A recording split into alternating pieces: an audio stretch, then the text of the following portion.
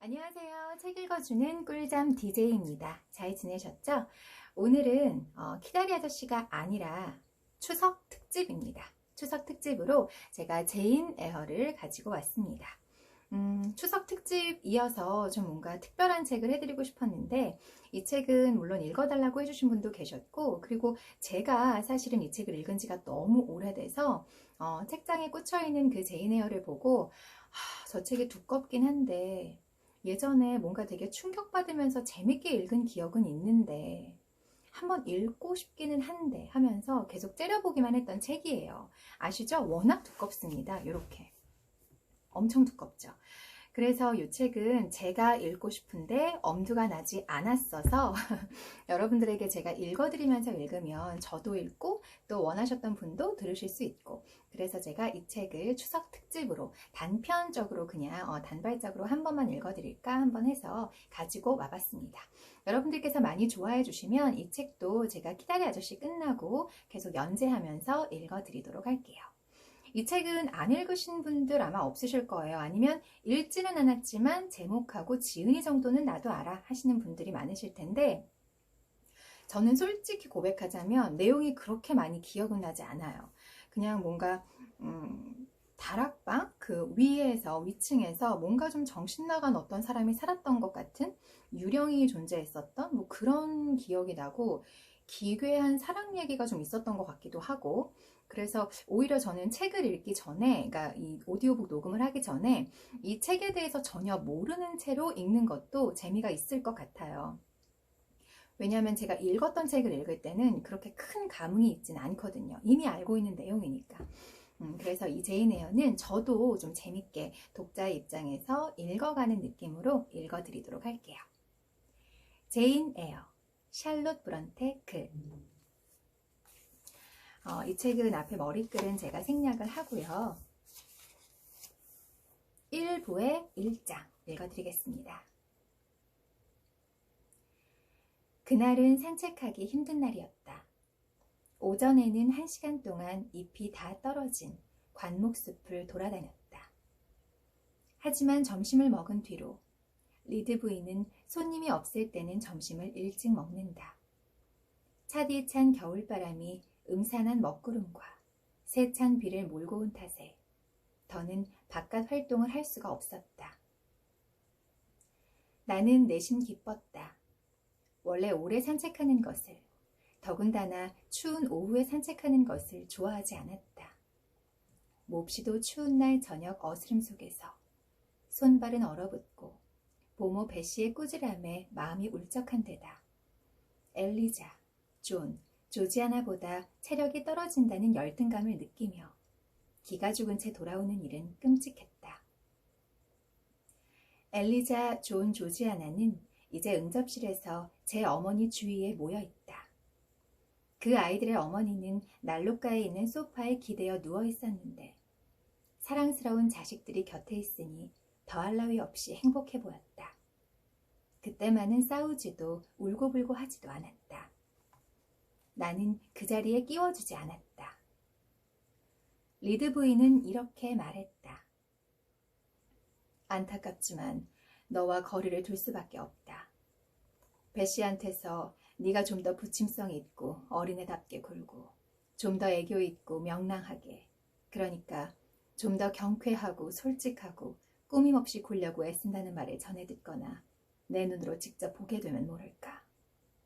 그렇지 않으면 만족하고 행복한 어린아이들한테만 줄 수 있는 특권들은 줄 수가 없다. 내가 물었다. 베시가 제가 뭘 어쨌다고 했는데요? 제인, 난 트집쟁이나 꼬치꼬치 물어대는 아이는 좋아하지 않는다. 어린아이가 그런 식으로 어른한테 따지고 들다니 무섭구나. 어디 앉아서 좀 상냥하게 말할 수 있을 때까지 입 다물고 있어라.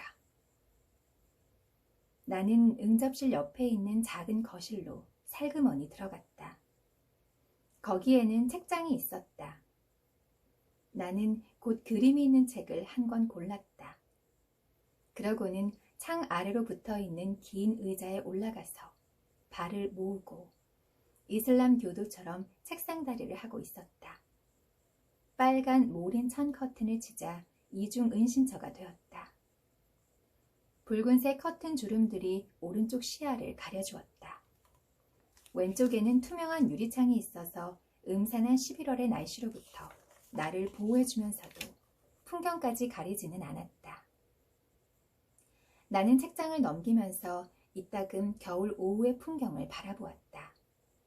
저 멀리로는 안개와 구름이 어우러져 희뿌옇게 보였고, 가까이에는 젖은 잔디와 폭풍에 시달린 관목들이 있었다. 끊임없이 내리는 비가 길고 구슬픈 소리를 내는 사납고 거센 바람에 휩쓸려 부서졌다. 나는 다시 책을 보았다. 뷰익의 영국 새들의 역사였다. 본문 내용은 아무래도 상관없었다. 하지만 몇 장에 걸친 머리말은 내가 어린 아이이긴 했지만 백지처럼 그냥 지나칠 수 없었다. 거기에는 바다새들이 사는 곳이 나와 있었다. 오로지 새들만 살고 있는 외딴 바위들과 갑.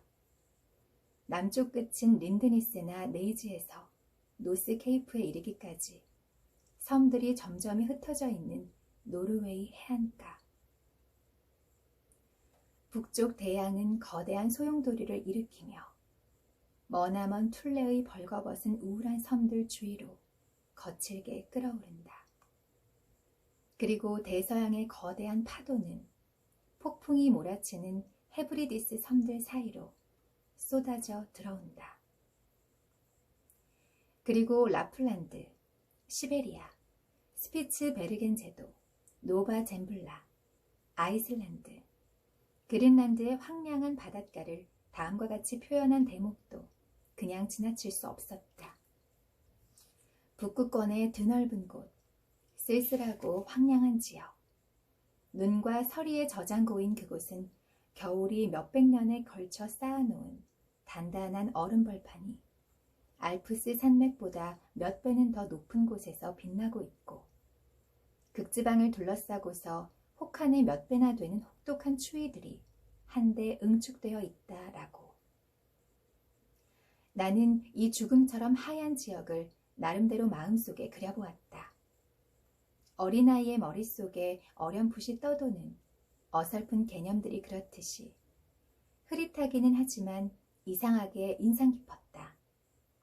머리말에 나온 글은 그 다음에 나오는 그림들과 연결되어 큰 파도와 물보라가 치는 바다에 홀로 떠있는 바위나 쓸쓸한 바닷가에 좌초된 난파선, 차갑고 파리한 달이 막 가라앉고 있는 난파선을 구름 사이로 엿보고 있는 풍경에 의미를 더해주었다. 묘비가 서 있는 조용하고 쓸쓸한 교회 묘지, 그곳의 대문과 나무 두 그루, 무너진 담장 사이로 보이는 나직한 지평선과 저녁 무렵임을 알려주는 막 떠오른 초승달이 그려진 그림에는 어떤 감정이 떠돌고 있었는지 표현하기가 힘들다. 도둑의 가방을 뒤에서 짓누르고 있는 악마 그림은 재빨리 넘어가 버렸다. 정말 무서웠다. 그림마다 어떤 이야기가 담겨 있었다. 그것은 아직 이해력이 부족하고 감수성이 덜 자라난 나로서는 수수께끼처럼 여겨지기 일쑤였지만 그럼에도 무척 흥미진진했다. 겨울 저녁에 배씨가 어쩌다 기분이 좋으면 들려주던 이야기들만큼이나 재미있었다. 배씨는 아이들 방 난로가로 다림질 탁자를 갖고 와서는 우리한테 그 주위에 앉으라고 했다. 그러고는 리드 부인의 레이스 장식을 세우거나 잘 때 쓰는 모자 테두리에 주름을 잡으면서 열렬히 바라보고 있던 우리한테 옛날 이야기와 오래된 미녀에서 뽑은 사랑과 모험 이야기를 들려주었다. 또는 파멜라, 모런드 백작 헨리에 나오는 이야기를 들려주기도 했다. 그 책을 무릎 위에 올려놓고 있으니 행복했다. 적어도 나 나름대로는 아무도 방해하지 않기만을 바랐는데 그 순간이 너무나 빨리 깨지고 말았다. 어이, 오울 부인! 존 리드의 목소리가 들려왔다. 그러고는 아무 소리도 나지 않았다. 언뜻 보면 방이 비어있는 것처럼 보였던 것이다. 존 리드는 다시 소리쳤다. 대체 어디로 간 거야? 리지! 리지! 자기 여동생들을 부르고 있다. 제인이 없어. 엄마한테 제인이 빗속으로 뛰쳐나갔다고 해. 못된 것. 커튼을 쳐서 다행이야. 나는 속으로 이렇게 생각하면서 존이 내가 숨은 곳을 발견하지 못하기를 간절히 빌었다. 존도 혼자 힘으로는 찾지 못할 것 같았다. 눈도 별로 안 좋고 머리도 나빴으니까. 하지만 엘리자가 문가에서 고개를 쏙 내밀더니 냉큼 말했다. 틀림없이 창턱 밑 의자에 있을 거야, 잭. 나는 그 말이 떨어지기가 무섭게 나왔다. 존한테 질질 끌려나갈 생각을 하니 덜덜 떨렸기 때문이었다. 나는 어색하게 머뭇거리며 물었다. 왜 그러는데? 리드 주인님, 무슨 일이신데요? 하고 말해. 이리 와봐. 존은 안락의자에 앉아 나더러 자기 앞에 와서 서라는 몸짓을 했다. 존 리드는 14살로 학생이었다. 나는 겨우 10살이었으니 나보다 4살이나 많은 셈이었다. 존은 나이에 비해 몸집이 크고 뚱뚱했으며 얼굴빛이 거무튀튀하고 아픈 사람 같았다. 큼직한 얼굴에 생김새가 투박한 데다 팔다리는 굵직하고 손발이 컸다. 존은 식탁에 앉으면 습관적으로 개걸스럽게 먹어댄 탓에 담즙 과다 분비에 볼이 축 늘어지고 눈은 흐리멍덩해졌다. 존은 지금쯤 학교에 있어야 했다. 하지만 리드 부인은 허약한 몸 때문에 한두 달째 집에 데리고 있었다. 선생인 마이즈 씨는 존이 집에서 보내온 케이크와 사탕 과자를 조금 덜 먹는다면 훨씬 건강해질 수 있을 거라고 단호하게 말했다. 하지만 리드 부인은 그렇게 냉혹한 의견은 외면해버렸다. 그러고는 존의 얼굴빛이 흑빛인 것은 공부를 하느라 힘들어서, 그리고 어쩌면 집을 그리워하는 마음 때문일 거라는 좀 더 우아한 생각에 기댔다. 존은 자기 어머니나 누이들한테 별 애정이 없었고 나한테는 반감을 갖고 있었다. 존은 걸핏하면 나를 못살게 굴고 벌을 주었다. 그것도 일주일에 2-3번이나 하루에 한두 번 정도가 아니라 끊임없이 그랬다. 존이 다가오면 내 온 신경은 두려움에 떨었고 내 뼈에 붙은 근육 하나하나가 움츠러들었다. 존이 불러일으킨 공포감 때문에 당황해서 어쩔 줄 몰라 한 적도 있었다. 존이 으름장을 놓고 폭력을 휘둘러도 하소연할 데가 없었기 때문이었다. 하인들은 괜히 내 편을 들어서 어린 주인의 심기를 거스르려고 하지 않았고 리드 부인은 그 문제에 대해서는 장님에다 귀머거리였다. 이따금 존이 코앞에서 나를 때리고 욕해도 리드 부인은 보지도 듣지도 못했다. 리드 부인의 뒤에서는 그런 일이 훨씬 자주 일어났다. 나는 습관처럼 존의 명령에 따라 그가 앉아있는 의자 앞으로 다가갔다. 존은 3분쯤 혓부리가 빠지도록 한껏 혀를 날름날름 내밀었다. 나는 존이 곧 나를 때리리라는 것을 알고 있었고 두려움에 떨면서도 나를 때릴 존의 모습이 얼마나 역겹고 추한지를 생각했다. 존이 내 표정에서 그 생각을 읽었던 모양이었다. 느닷없이 한마디 말도 없이 나를 세차게 때렸다. 나는 비틀거렸고 균형을 잡느라 한두 걸음 물러났다. 존이 말했다.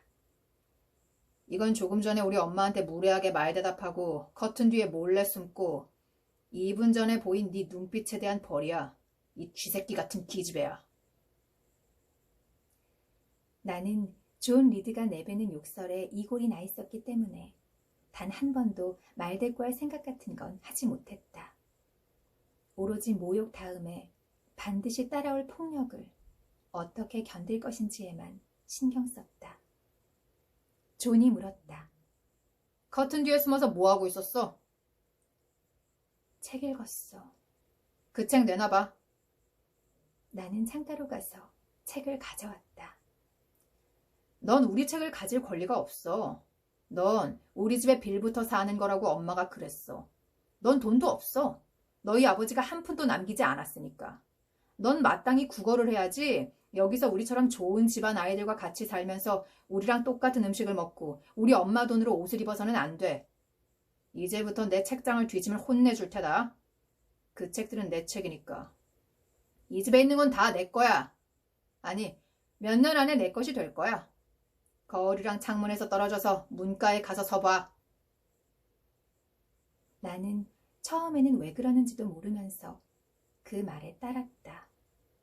하지만 존이 책을 들어서 던지려는 동작을 취하는 순간 본능적으로 비명을 지르며 화들짝 놀라 옆으로 비켰다.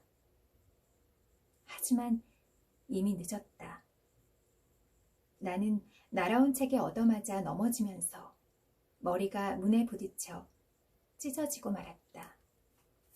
상처에서 피가 나고 날카로운 통증이 느껴졌다. 공포가 한풀 꺾이자 다른 감정들이 뒤따랐다. 내가 말했다. 사악하고 잔인한 놈, 넌 꼭 살인자 같아. 노예 감독관 같아. 로마 황제네 같아. 나는 골드 스미스가 쓴 로마사를 읽어서 네로와 칼리굴라를 비롯한 황제들에 대해 나름대로 알고 있는 바가 있었다. 또한 마음속으로 존이 로마 황제들과 비슷하다고 생각하기도 했다. 하지만 이렇게 입 밖으로 낼 줄은 나도 몰랐다. 존이 소리쳤다. 뭐라고? 뭐야? 저런 소리 나한테 한 거야?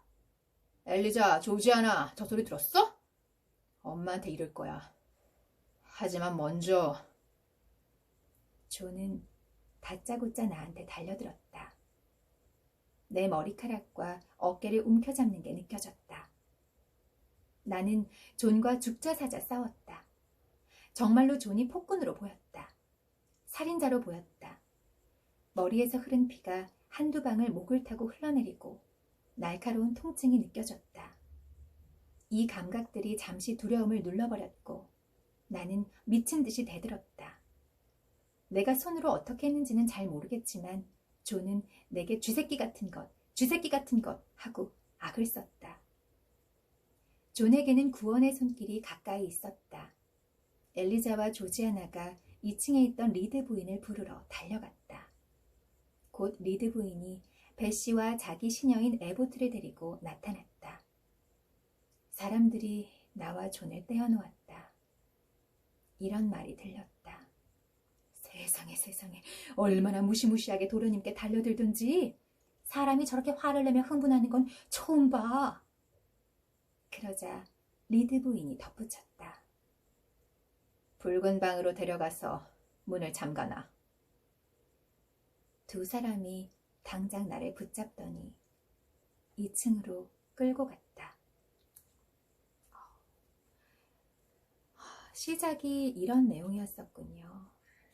전혀 기억이 나지 않았고 처음 읽는 것이어서 더 저도 재미있게 몰입해서 읽었습니다.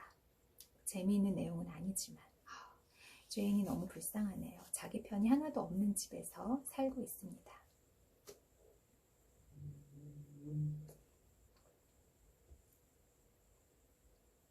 제2장. 나는 계속 반항했다. 내가 반항한 것은 처음이었다. 이번 일로 베시와 에보트는 그렇지 않아도 머뜩잖아하던 나를 더욱 못된 아이로 여기게 되었다. 사실 나는 조금 제정신이 아니었다. 정확히 말하자면 프랑스 사람들 표현처럼 정신이 나가 있었다. 한순간 반항한 대가로 듣도 보도 못한 벌을 받게 될 것 같자 반란을 일으킨 노예들이 그렇듯이 절박한 심정으로 갈 때까지 가볼 생각이었다. 팔 좀 잡아줘, 에보트. 꼭 미친 고양이 같아. 리드 부인의 시녀 에보트가 말했다. 창피한 줄 알아요, 창피한 줄. 은인의 아드님이신 어린 신사분을 때리다니 정말 괘씸한 짓이에요. 어린 주인님을 때리다니. 주인님이라고? 어떻게 존이 내 주인이란 말이지? 그럼 내가 하인인가? 하인은 아니죠. 오히려 하인보다도 못해요. 아무 일도 안 하고 빌부터 사니까. 자, 여기 앉아서 자신이 얼마나 못됐는지 곰곰이 생각해 보세요. 두 사람은 리드 부인이 지시한 방으로 나를 끌고 들어가 등받이 없는 의자에 주저앉혔다. 나는 충동적으로 용수철처럼 벌떡 일어났지만 두 사람의 손에 금방 붙들리고 말았다. 배씨가 말했다. 얌전히 앉아있지 않으면 묶어놓겠어요? 에보트, 고무밴드 좀 빌려줘. 내 건 금방 끊어버릴 것 같아. 에보트는 굵은 다리에서 고무밴드를 벗겨내리려 돌아섰다. 묶을 준비를 하는 것을 보자 나는 이대로 묶이면 더 수치스러울 거란 생각에 조금 냉정을 되찾았다. 내가 소리쳤다. 벗지 마세요. 가만히 있을게요. 그러고는 내 말을 확인시켜주기 위해 의자에 손을 딱 갖다 붙였다. 배씨가 말했다. 꼼짝 말아야 해요. 배씨는 내가 실제로 진정된 것을 확인하고는 놓아주었다. 그러고는 에보트와 함께 팔짱을 낀 채 내가 과연 제정신인지 미심쩍다는 듯이 험악한 눈빛으로 내 얼굴을 바라보았다. 이윽고 배씨가 에보트를 돌아보며 말했다. 전에는 한 번도 이런 적이 없었는데. 하지만 에보트의 대답은 이랬다. 저 아이는 늘 마음속에 분노를 품고 있었어. 마님한테 자주 저 아이 이야기를 했는데 마님도 내 말이 맞다고 했어. 저 애는 앙큼한 꼬맹이야. 저 나이에 저렇게 속을 알 수 없는 아이는 처음 봤다니까. 배씨는 대꾸하지 않았다. 그러더니 얼마 안 있어 나한테 말을 걸었다. 아가씨는 마님이 보호자라는 걸 알고 있어야 돼요. 마님이 아가씨를 먹여 살려주죠. 마님이 쫓아내면 아가씨는 구빈원에 가야 해요. 나는 할 말이 없었다. 처음 듣는 말이 아니었다. 아주 어렸을 때부터 그런 말을 들어왔다. 내가 얹혀 사는 존재라는 비난은 희미한 노랫소리처럼 언제나 귓가에 맴돌았고 그것이 무슨 말인지 잘 이해할 수는 없었지만 충격적이었고 고통스러웠다. 에보트가 거들었다. 마님이 친절하게도 이댁 아가씨들과 도련님이랑 함께 지내게 해주신다고 해서 동등한 위치에 있다고 생각해서는 안 돼요. 아가씨들이랑 도련님은 돈이 많지만 제인 아가씨는 한 푼도 없잖아요. 겸손하게 굴고 잘 보이려고 애써야 할 처지란 말이죠. 배씨는 부드럽게 말했다. 다 아가씨를 위해서 하는 말이에요. 쓸모있고 싹싹하게 굴려고 노력하다 보면 여기서도 집처럼 편안하게 지내게 되겠죠. 하지만 화를 내고 버릇없이 굴면 마님은 틀림없이 아가씨를 내보내고 말 거예요. 에보트가 덧붙였다. 뿐만 아니라 하느님한테 벌 받을 거예요. 한창 투정을 부리고 있을 때 갑자기 죽어버릴지도 모르고요. 그러면 어디로 가겠어요? 배씨, 저 아이는 여기 내버려두고 나가자. 난 아무래도 저의 마음에 들기는 그런 것 같아. 에어 아가씨, 혼자 있을 땐 기도를 하세요. 잘못을 뉘우치지 않으면 뭔가 무서운 것이 굴뚝을 타고 내려와 잡아가 버릴지도 모르니까. 두 사람은 문을 닫고 방문을 잠갔다. 붉은 방은 여분으로 비워둔 침실로 거기서 자는 경우는 아주 드물었다. 어쩌다 저택의 손님들이 밀어닥쳐서 방이 부족할 경우가 아니면 거의 쓰지 않는 방이었다. 하지만 그 방은 저택에서 가장 크고 으리으리한 방 가운데 하나였다. 방 한복판에는 거대한 마호가니 기둥들이 떠받치고 있는 침대가 짙붉은 다마스크 천 커튼을 느리운 채 성괴처럼 떡하니 자리하고 있었다. 늘 차일이 쳐져 있는 커다란 창문 두 개는 꽃줄 장식과 붉은 다마스크 커튼에 반쯤 가려져 있었다. 바닥에는 붉은 양탄자가 깔려 있었다. 침대 발치에 있는 탁자에도 붉은 천이 덮여 있고 벽은 분홍빛이 감도는 부드러운 황갈색이었다. 옷장, 화장대, 의자들은 오래된 마호가니로 만들어진 것으로 어두운 광택이 났다. 방을 메운 어둠 속에서 눈처럼 흰 마르세유 무명 천을 씌운 침대가 매트리스와 베개들과 함께 높이 솟은 채 허옇게 빛났다. 침대 머리맡에는 침대처럼 푹신한 하얀색 안락의자가 있고 그 앞에는 발판까지 갖추어져 있었다. 의자도 침대 못지않게 눈에 띄었고 마치 하얀 옥좌처럼 보였다. 이 방은 불을 피우는 일이 거의 없어서 냉기가 감돌고 아이들 방과 부엌에서 멀리 떨어져 있어서 조용했다. 사람이 들어오는 일이 거의 없어서인지 방에는 엄숙한 분위기가 감돌았다. 토요일마다 하녀가 혼자 이 방에 들어와 한 주 동안 거울과 가구에 소리 없이 쌓인 먼지를 털어낼 뿐이었다. 리드 부인은 아주 가끔씩 이 방에 와서 옷장 속 비밀 서랍을 열고 그 안에 들어있는 양피지 문서 몇 개나 보석함, 죽은 남편의 작은 초상화를 살펴보았다. 죽은 남편이라는 말에 바로 붉은 방의 비밀이, 으리으리한 방인데도 이렇게 쓸쓸할 수밖에 없는 사연이 있다. 리드 씨는 9년 전에 죽었다. 바로 이 방에서 숨을 거두었고 바로 여기에 안치되어 있다가 장의사들이 관을 내갔다. 그리고 그날부터 이 방은 삭막하면서도 신성한 분위기를 갖게 되어 아무도 자주 드나들지 않게 되었다. 배씨와 냉혹한 에보트가 나더러 꼼짝 말고 앉아있으라고 한 곳은 대리석 벽난로 선반 옆에 있는 길고 낮은 의자였다. 침대는 내 앞에 우뚝 서 있었다. 오른쪽에는 높은 어두운색 옷장이 있었는데 부드러운 빛이 군데군데 반사되어 번득거렸다. 왼쪽에는 커튼을 가려진 유리창이 있었다. 그 사이에 있는 커다란 거울은 침대와 방 사이에 으리으리하면서도 공허한 시간을 비추고 있었다. 나는 진짜로 문이 잠겼을까 궁금했다. 몸을 움직일 용기가 나자 일어나서 문가로 가보았다. 아, 그렇게 튼튼한 감옥도 없을 것이다. 자리로 돌아오면서 거울 앞을 지나왔다.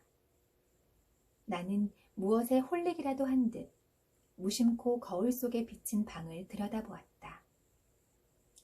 거울에 비친 모습은 실제보다 차갑고 어두워 보였다. 모든 것이 정지된 그곳에서 낯선 어린아이가 어둠이 점점이 물든 팔과 하얀 얼굴을 하고 겁에 질린 눈동자를 이리저리 굴리며 나를 빤히 바라보고 있었다. 진짜 유령 같은 느낌이었다. 배씨가 저녁 때 들려주던 이야기에 나오는 반은 요정이고 반은 꼬마 도깨비인 작은 유령과 비슷했다. 그 꼬마 유령은 사람의 발길이 닿지 않는 황야에서 양치류가 우거진 골짜기에 숨어 있다가 날이 저물 무렵이면 나그네들 앞에 나타난다고 했다. 나는 내 자리로 돌아왔다. 그때 나는 미신을 믿고 있었다. 하지만 완전히 미신에 사로잡힌 것은 아니었다. 내 피는 여전히 따뜻했다. 나는 반항하는 노예가 된 기분이 주는 쓰라린 활기 덕분에 버티고 있었다. 비참한 현재 상황에 겁먹고 움츠러들 새도 없이 본물처럼 옛 생각들이 밀려들었다.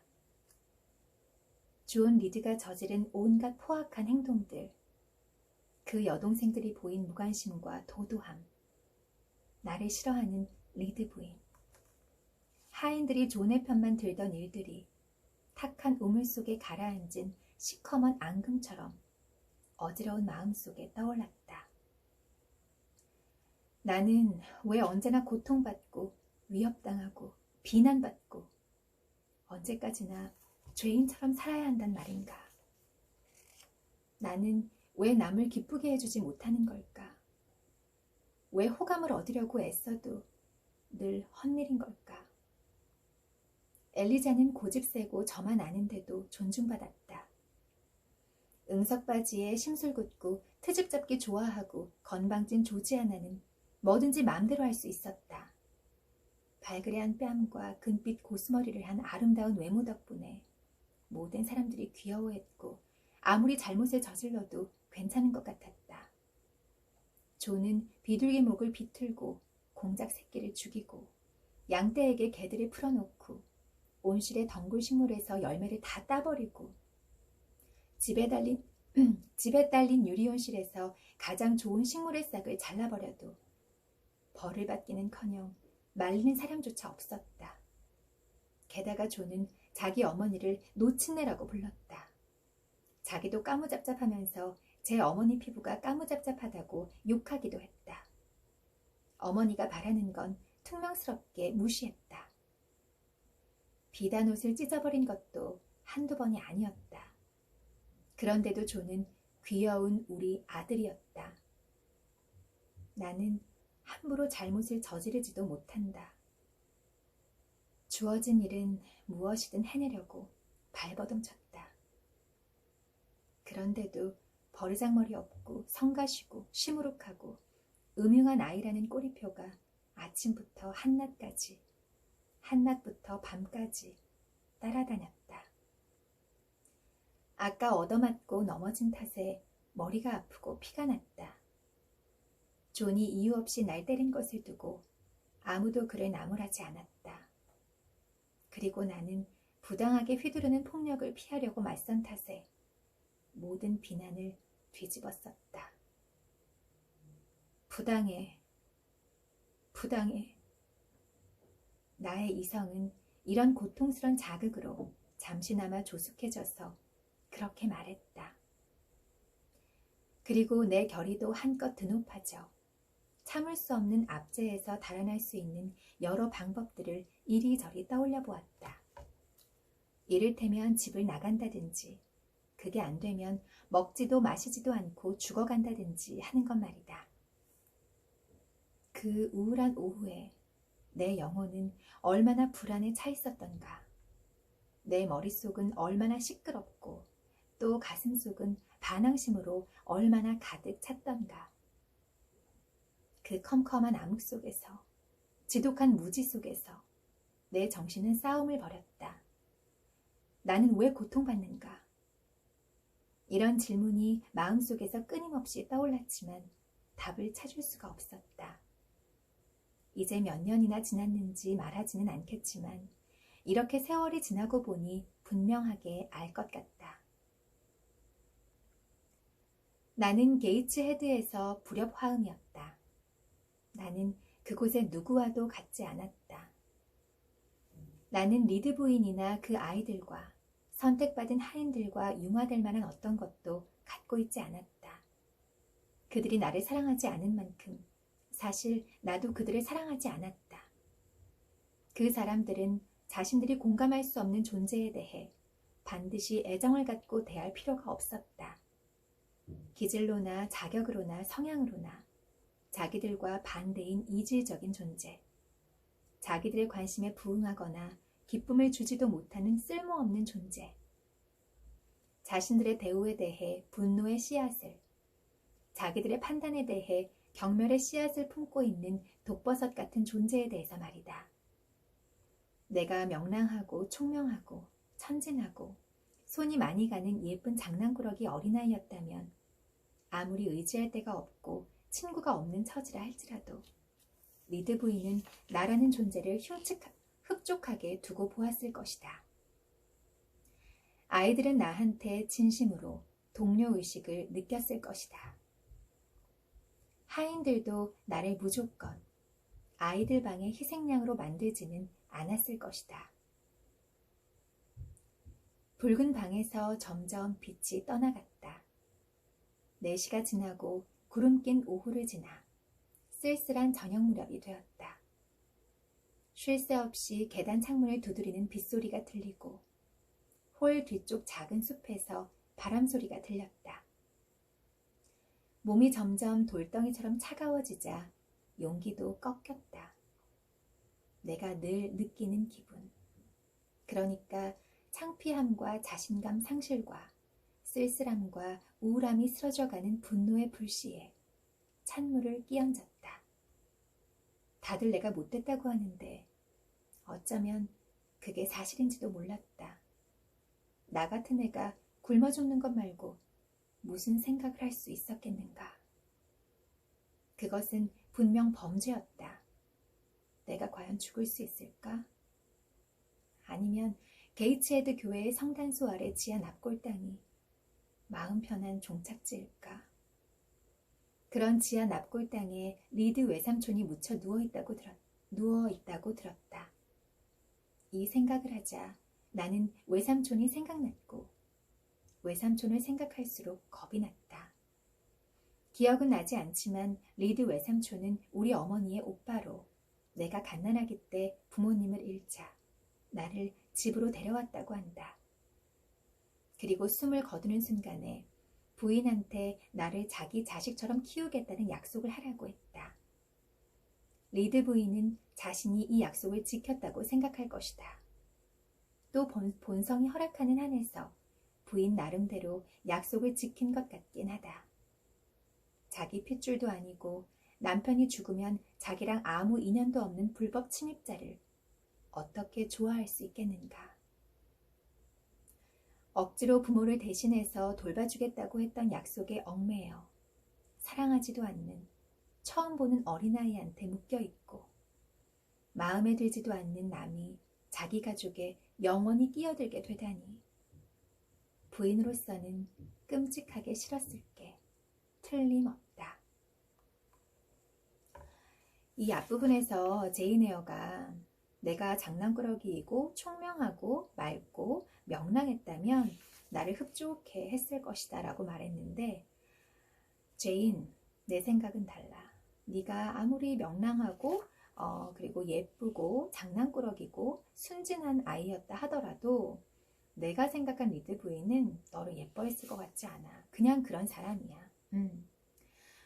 그리고 읽으면서 느껴지는 게 우리 제인이 그 요즘 흔히 말하는 가스라이팅을 당하고 있는 거네요. 그쵸? 내가 그럴 만한 사람이구나. 나는 이런 대우를 당해도 싼 사람이구나. 나는 그런 인간이구나. 나 못됐나 봐 진짜.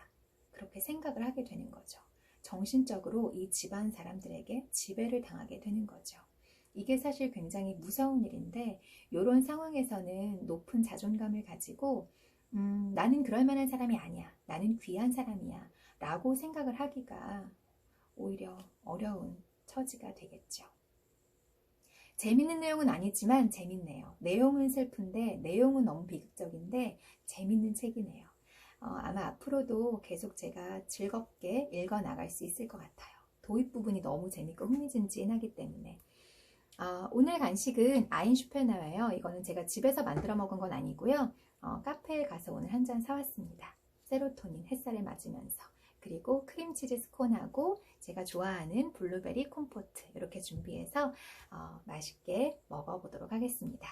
오늘도 들어주셔서 감사하고요. 제가 추석 전에 또 업로드 할 수 있으면 해보도록 할게요.